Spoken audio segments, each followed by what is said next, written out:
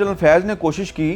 कि जिस तरह उन्होंने नवाज शरीफ साहब को पाकिस्तान से बाहर भेज दिया, आसिफ जरदारी साहब को भी पाकिस्तान से बाहर भेज दिया जाए। इस मकसद के लिए जनरल फैज़ साहब जो हैं उन्होंने बाकायदा पीपल्स पार्टी की अहम शख्सियात के साथ मीटिंग्स की और उनको समझा बुझा के राज़ी करने की कोशिश की कि आप जरदारी साहब को पाकिस्तान से बाहर भेज दें। अब ये वही दिन थे कि जब वो नवाज शरीफ साहब को भेज चुके थे, अब जरदारी साहब को भी पाकिस्तान से बाहर भेजना चाह रहे थे और उन्होंने मुस्लिम लीग नून के बहुत से जो सीनियर लीडर थे उन पे झूठे मुकदमात बनवा के उनको जेलों में डाला हुआ था और बहुत से जो सहाफ़ी हैं उन पे भी झूठे मुकदमात बन रहे थे। कुछ सहाफ़ियों के घरों में घुसकर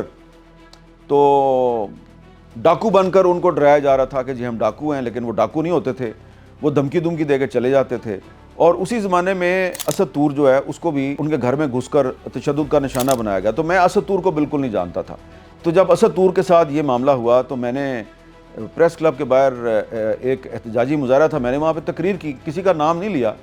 लेकिन मैंने कहा भाई कि अगर आप हमारे घरों में घुसेंगे तो फिर हम भी आपके घरों की बातें दुनिया को बताएंगे। तो उसमें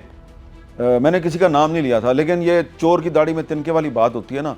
तो इनका ख्याल था कि जी मेरा इशारा इनकी तरफ है, तो इन्होंने प्रेशर डाल के तो मुझे बैन करवा दिया। अच्छा, बैन करवा दिया, ना सिर्फ ये कि टीवी पे बैन करवा दिया, इन्होंने जनाब मुझे अखबार में मेरा कॉलम भी बंद करवा दिया। तो पाबंदी तो मुझ पर पहले भी लगती रही थी, लेकिन मुशर्रफ दौर में जो पाबंदी थी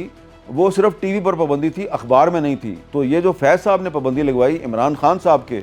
दौरे हुकूमत में, टीवी पर भी पाबंदी, अखबार पर भी पाबंदी। और इमरान खान साहब प्राइम मिनिस्टर थे और उनके वज़रा साहिबान मुझे कहते थे जी हमने ये नहीं करवाया, लेकिन करवाया तो जनरल फैज़ ही ने था और उसके पीछे ज़ाहिरी बात है बाजवा साहब भी थे। तो ये इस तरह मीडिया को भी मैनेज कर रहे थे, ये अदालतों को भी मैनेज कर रहे थे, ये सियासत को भी मैनेज कर रहे थे, ये नैब को भी मैनेज कर रहे थे,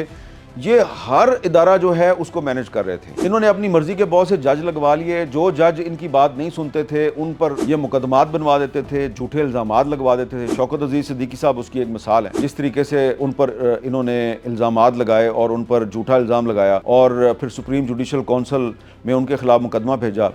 और एक और मैं आपको बड़ी इंटरेस्टिंग बात बताऊँ, और मैं चाहूँगा कि ये जो बात मैं आपको बताने लगा हूँ इसकी बाकायदा इन्वेस्टिगेशन हो और इसमें भी जनरल फैज़ साहब जो हैं उनको ट्राई किया जाए, क्योंकि इसमें भी गवाह मौजूद हैं।